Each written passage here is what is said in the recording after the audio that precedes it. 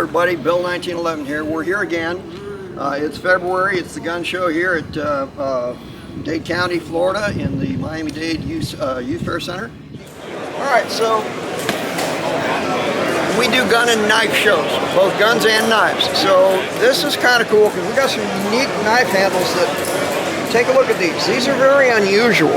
Okay, these are shapes that you're not going to find in everyday knife wear. Philippine gorillas. Yeah. So these are Philippine. 1942, the Japs took the Philippines. That made every Filipino a gorilla. Japanese sentry on duty, standing up with his Arisaka rifle, not paying attention to who was behind him, and what would happen? This would happen. Yep. This is my best dagger. A Filipino gorilla would come up behind the sentry, knew exactly where to go to pierce his ribs right into his heart, and it was a dead sentry. In a night, they could kill 20, 30 sentries. Yeah, they had lots of techniques that I don't want to make public. Yeah, on a knife like this, some of the other ones are a little bit crude, but the person that made this knife with a dagger grind, perfect dagger grind, perfect guard, comfortable handle, and a beautiful sheath, so that dagger fits right in, and he would wear it in his probably pajamas, very loose-fitting clothing as he moved through the jungle. Okay, so a moment ago he was talking about a dagger grind. So what is a dagger grind? All right, if you'll notice, this thing has 4 distinct grinds. Okay, so it's almost, if you look at it from the end, it's kind of a diamond shape. Okay, now this is a double-edged knife, both edges cut, but grinding it like that on those 4 different planes like that is what a dagger grind is. Thank you. Yeah, of course. But my pride and joy. That's a beauty right there. I love that handle. That handle, the person that made this had time to make a beautiful knife and blade. Oh yeah. The Moro people in Mindanao made that knife, someone. But the handle in buffalo horn is a copy of what you could call the native bird of that area of the Philippines. This is an antler. Is this out of a kudu, do you know? It looks like kudu. They twist like that. But there's actually a left and a right when you look at it. I have others. Yes. But actually for left and right hand. Yeah, these, and what he's talking about is the twist. One of them twists one way, the other one twists the other way, depending upon which side of the animal it came off of. But this is an antler, okay? And take a look at the Damascus blade here. Okay, can you see all the facets in that? Now this would be a ladder pattern, okay? But when you look at the grind here, you see a completely different pattern in the area where the blade is ground sharp. I can actually tell you the volcano it came out of was Popocatépetl, just 30 miles south of Mexico City. Is that cool or what? But you can play around. You can help yourself. All right, so there we go. So we've got some very unique blades here. So if you come to the gun show and you look around, periodically you're going to find some really neat stuff like this. This is an obsidian arrowhead. Now, what's special about obsidian? Obsidian is volcanic glass, okay? The heat has melted sand and it has become this glass. Now, the interesting thing about this is, if you were to drop this on the concrete, there's a good chance it would shatter. Shatter in a whole bunch of pieces. Because this actually is glass, okay? Now, the good thing about it is that you can sharpen these by taking little chips out of it. It's called knapping, okay? Right. And you can come up with some really neat stuff. This is an arrowhead. And he's got a whole box of them here if you're interested in purchasing one of these, okay? And remember, they're all glass, so they will break if you drop them. Fragmentation. Yep. Now, What do we got there, Bill? okay, before we think this is a grenade, okay, yes it is, but it has been deactivated. They drill a big hole in the bottom of it, and they take the fuse out of it. So this has no fuse in it. It cannot be reactivated. This is not something that you can make into a grenade. Is that a World War II? Well, it's World War II era. This is the M2, is that right? M2? M2, Okay, yes. yeah, so, Invented by an Englishman before World War I. okay, so in other words, it goes backwards. Army military surplus from the Vietnam War, all made in Lansing, Michigan. Okay, so this guy is made out of cast iron, okay? Now, the cast iron is really cool because if you look at it, it's very, very porous, okay? And that's good for this type of application because when the explosive inside this goes off, it shatters, okay? And you get these pieces flying all over the place. That's why they call this a fragmentation grenade or a frag grenade. So that's what you're looking at right there. But again, this is not an explosive. They don't sell things like explosives at gun shows. This has been deactivated and you're not going to be able to reactivate it. I didn't start out as a teacher. I did 27 years in the Army. Acquired a teaching certificate in the Army, allowing me to teach dependents anywhere in the world where there were U.S. military dependents. I never used it. Now, I'm certified in a bunch of things, mostly social studies, which entitles me to teach world history, American history, economics, American government. One of my MOs in the military was languages. I was a language specialist. Parlez-vous français? I am certified in Spanish, but I'm also fluent in Italian. I'm pretty good in Russian. My Chinese amazes people walking down the aisle that happen to be here from Taiwan or the People's Republic. Now, this certificate for teaching, I never used it until I got married at a very late age at 59. Had my daughter at 60. And when I got married, my wife said, you know, these stock trades you're doing, you're losing $3,000, $4,000, $5,000 a day. She sent my teaching certificate, military, in Tallahassee, Florida. They sent me back a Florida teaching certificate. She said, now go out and get a job. So for a number of years, I substituted until one school thought I was good enough to work there full time and hired me full time. I worked there in the public school in Miami-Dade County for 17 years until my daughter, my wife could no longer take my wife's an assistant principal, couldn't take my daughter to school and said, you have to retire, so you have to take her to school and pick her up, which I've been doing for since then. Yeah.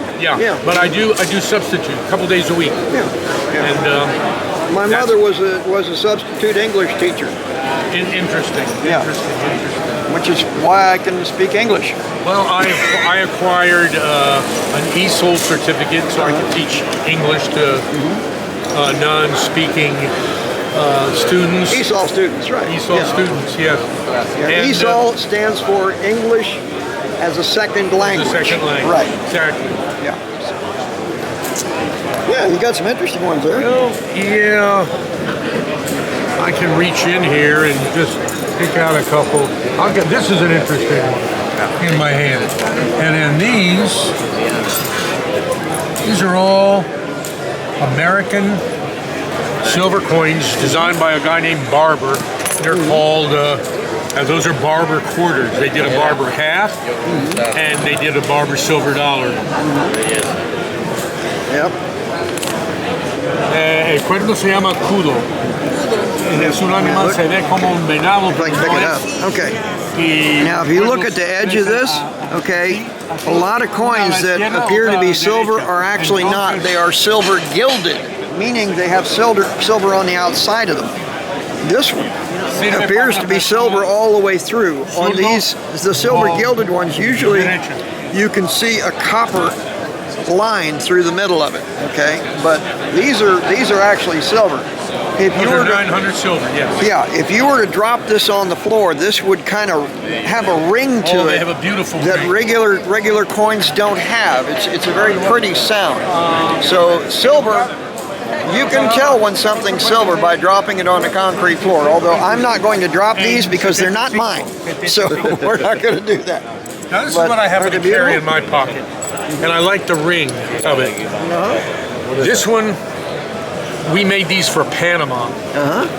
It's a Panamanian silver dollar back in the day, and they ring pretty nice. But my favorite is this one, a Bin Laden. Check it out. no Read what it kidding. says. Look at that. What does it say, Bill? It says, wanted dead or alive, Osama bin Laden. Yep, there you go. Well, we don't have to worry about that because We don't he's have no to, longer living. but the coin was very different. Yeah. They made about 1,000 of these. I didn't get one when they came out, and I just happened to show up at a show. Now this is interesting. We made all of Cuba's coins. Okay. Started in 1915. They're silver coins. This is the last coin that we made for Cuba. Okay. It's a centavo. It's a 1 cent. Okay, coin that's made out a of 1 zinc. cent made out of zinc. Yep. Okay.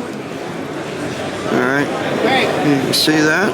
Okay. Hey. República de Cuba. Okay. That's 2 With coins. their coat of arms. Okay, it's got their coat of arms. All right. Un centavo. Okay. And it has the Roman numeral 1 on this side. It has the date is 1940, it looks like, on this one. Okay. And on the second one, it's also a 1940, but these are pretty cool. Now these are itty bitty guys. You can see they're not very big. But these were the 1 cent coins apparently that we made for Cuba, which I didn't know we did that. So But I learned something today. We made their gold coins. We made. I assume. Yeah. Now I get 'em. Now you got to get it back in. That's Yeah. what I think, Just shake them a little bit and they go. Let me get these over toward you so they don't Oh, walk sure, away. yeah. Because those will walk quick.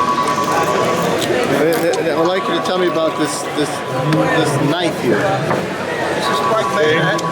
Oh, that one is that bayonet.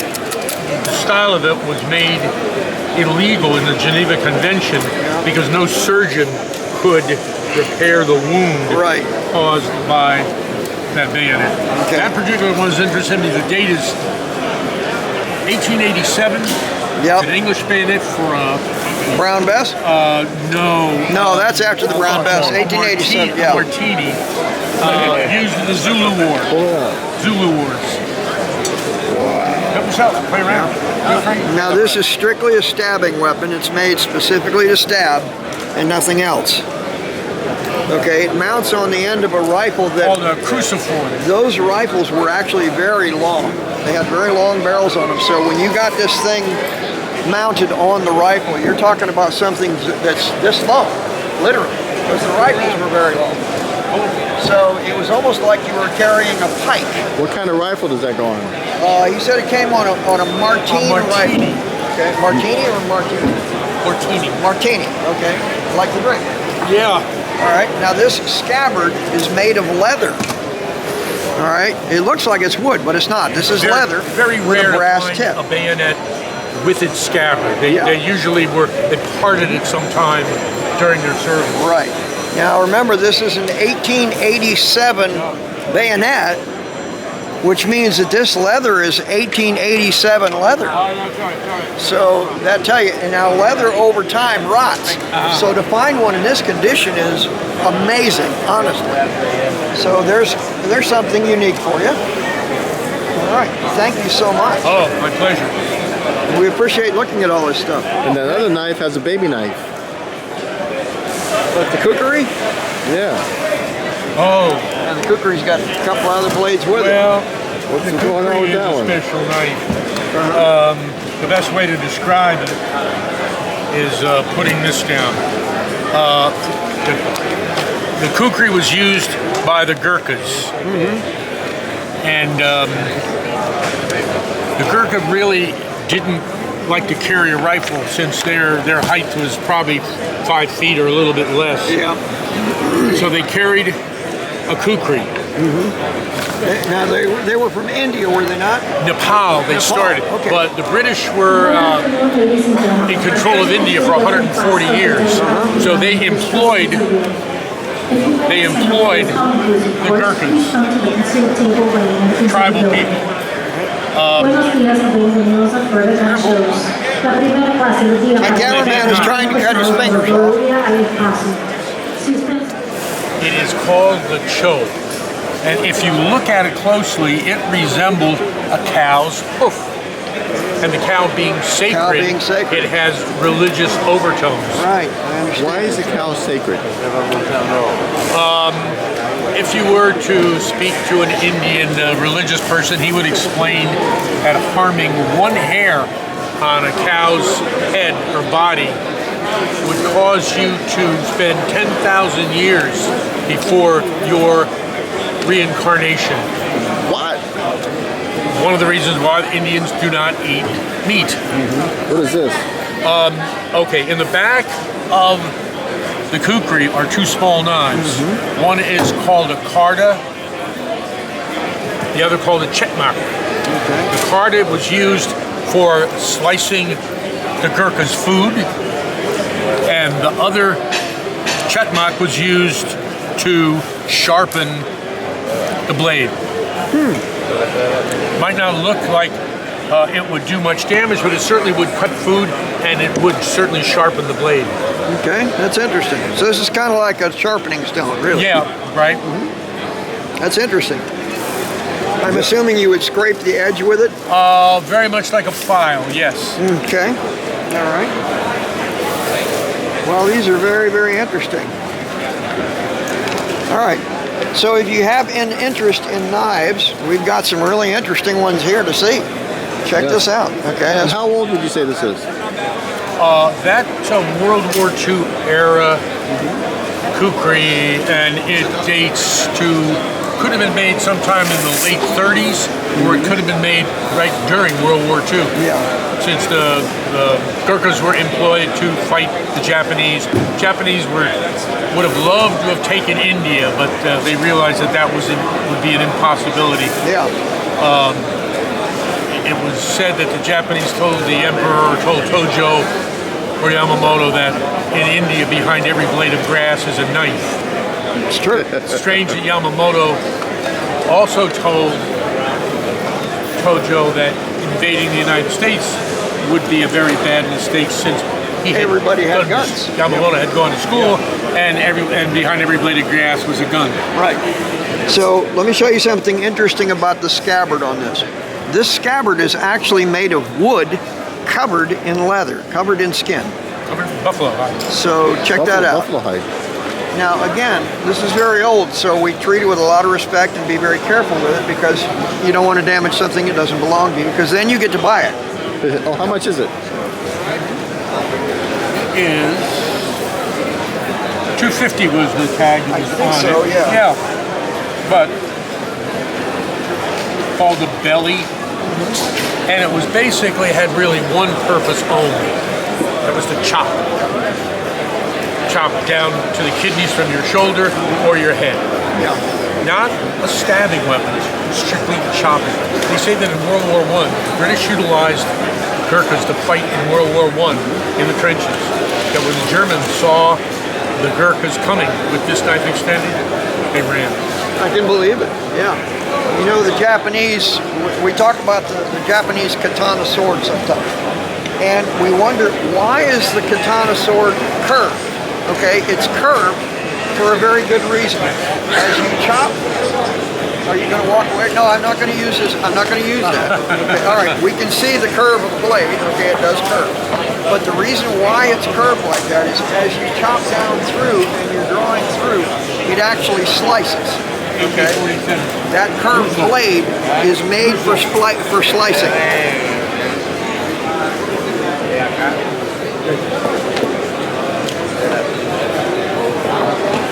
I think we got some good stuff. Okay.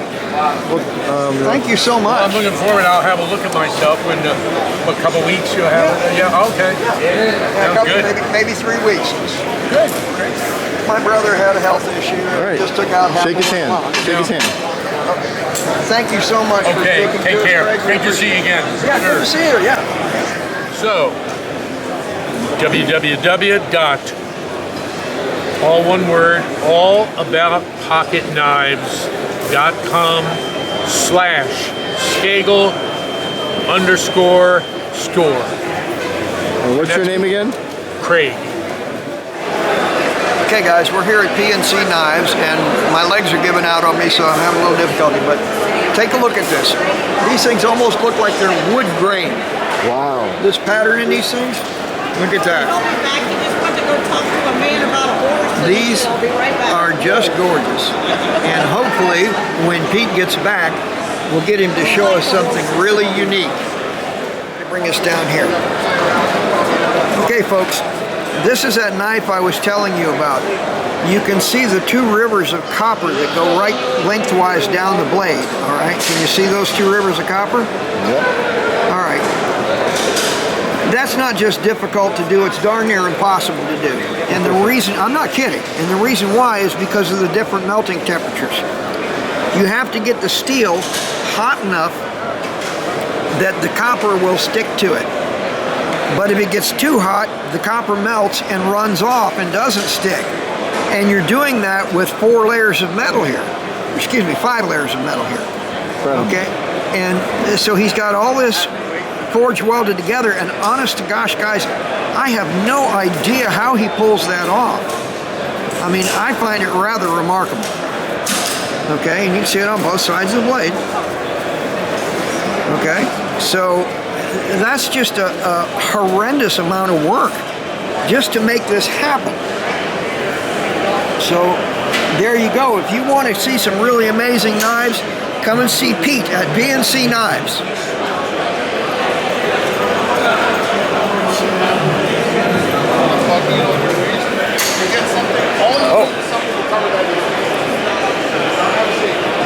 Now the problem is that you've got this beautiful knife next to this ugly mug. Now how do you deal with that? Audience, I am really sorry about this. Just keep looking at the knife. But, you know, the cameraman, he's doing this. I got no say-so over it, so I'm stuck with it. Hey everybody, Bill 1911 here. Hey listen, if you're watching this video, if you're enjoying it, don't forget to hit that subscribe button, okay? That's really important to us.